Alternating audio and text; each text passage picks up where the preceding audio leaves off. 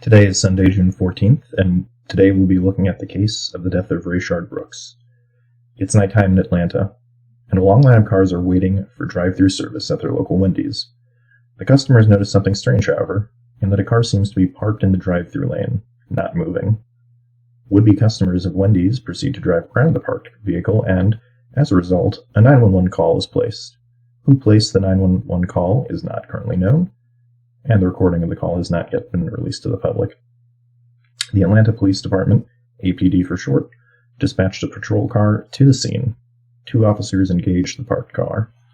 Garrett Rolfe, who joined the APD in 2013, was the senior officer on the call, and he was joined by Devin Brosnan, who joined the APD in 2018. Officers at the time were wearing body cams, and as a result, the following timeline is not in dispute.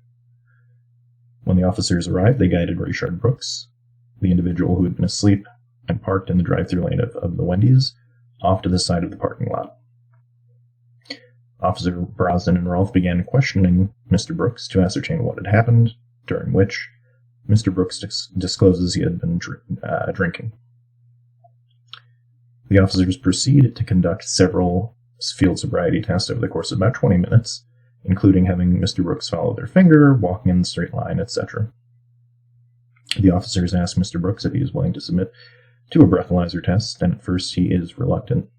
The officers do emphasize he is not under any requirement to agree to this, but Mr. Brooks eventually relents, and once he takes the test, the blood alcohol level the breathalyzer registers is a 0.108, which is above the legal limit of 0.08.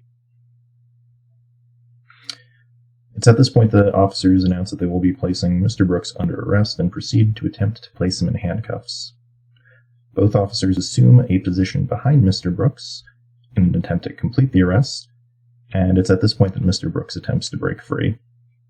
Both officers engage Mr. Brooks in an attempt to wrestle him to the ground and forcefully handcuff him. A scuffle ensues, and I've watched the video multiple times and can't quite make everything out. But here's what you do see. You see Mr. Brooks continuing to resist the arrest, at one point throwing a punch at one of the officers' faces, and throwing another officer to the ground.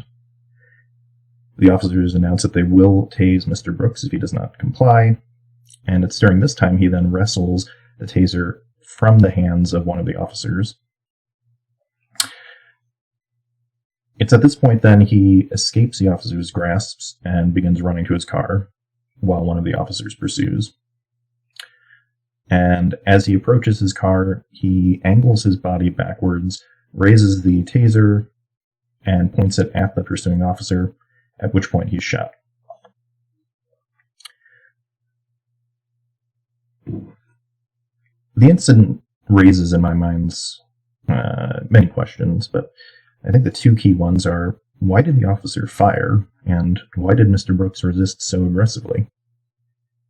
Looking at the officer's situation, first, I can actually see it from both sides, and admittedly I tend to, based on the current body of evidence, believe the officer should not have used lethal force based on, 1, the suspect was intoxicated, and 2, the suspect's identification and residence was already known.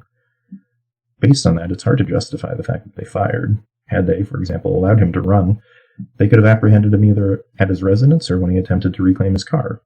It seems pretty open and shut. But that is not the whole story. That answers what the officers could and possibly should have done, but why did they use the deadly force? That goes at the heart of the matter and what it means to be a police officer. Why it's so difficult for the police to have to govern both ends of the spectrum, from petty misdemeanors to rape and homicide. You're conditioned to look out for you and your partner's safety first and foremost. Understandably so, I might add. It's why officers are so twitchy when approaching a vehicle that they've pulled over.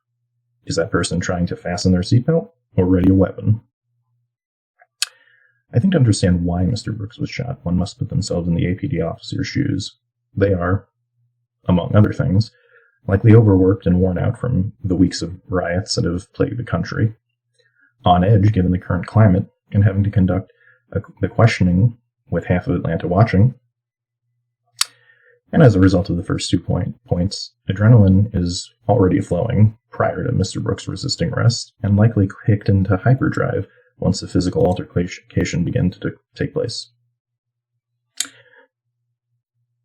Picture this. Your blood is up, you've just been punched and thrown to the ground, you're tired, people are trying to eliminate your job, and the suspect you're now chasing is angling back to fire at you.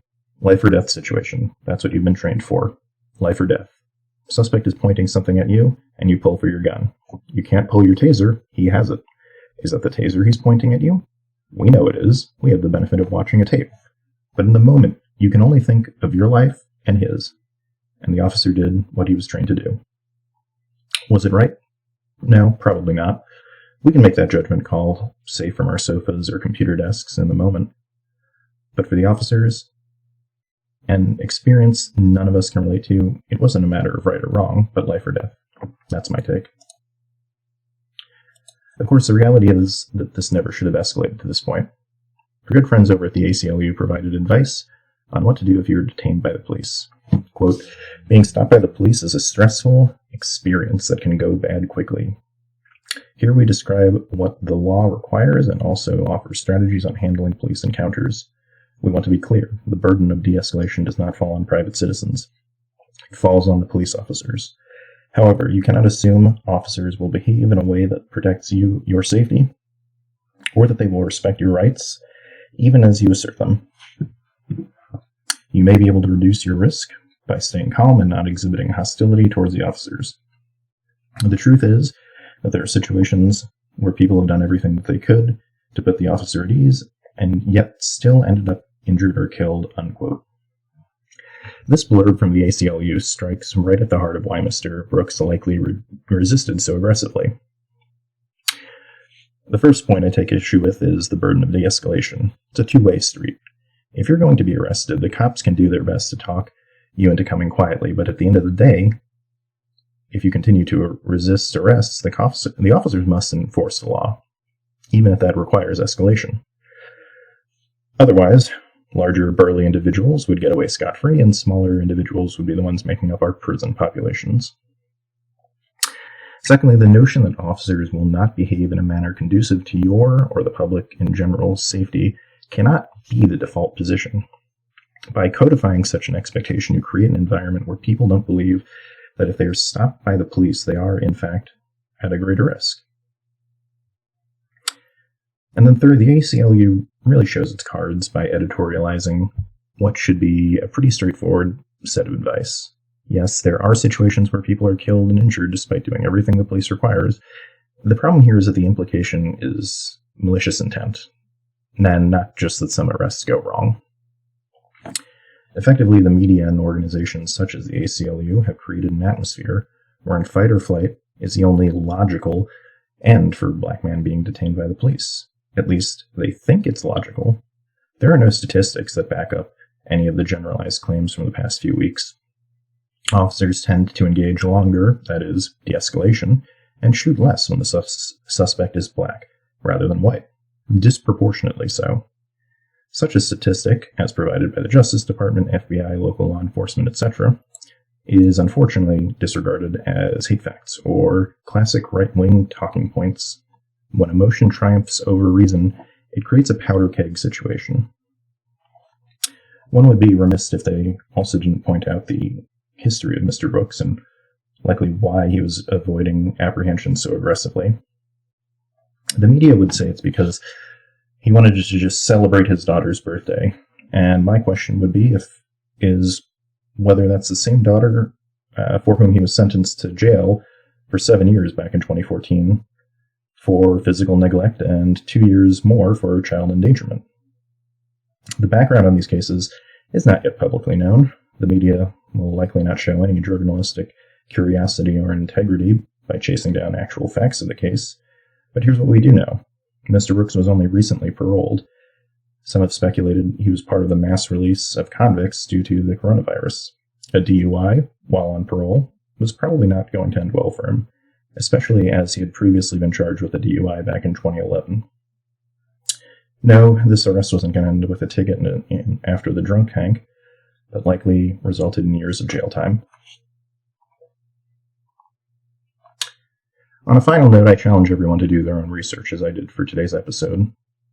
Reading the headlines, it's clear the media plans on using Mr. Brooks' death as yet another spike to wedge the divide in this country further. Some of the headlines tell you all you need to hear. The Huffington Post ran a byline, "Atlanta Police Chief resigns after officers fatally shoot black man who was sleeping in his car." The New York Post ran an article, "Unarmed black man shot dead by Atlanta's cops in Wendy's drive-thru." The Grio ran an article, "Black man dies after being shot in the back by police in Wendy's parking lot on a video." And the NAACP released a statement on the, quote, "unjust killings of Rayshard Brooks." Clearly the narrative is set. Racist cops shot an innocent black man just trying to get his frosty. I think a more accurate byline would read, "Two Atlanta Police Department officers regretfully shoot and kill fleeing suspect who attempted to fire a weapon at them during the chase."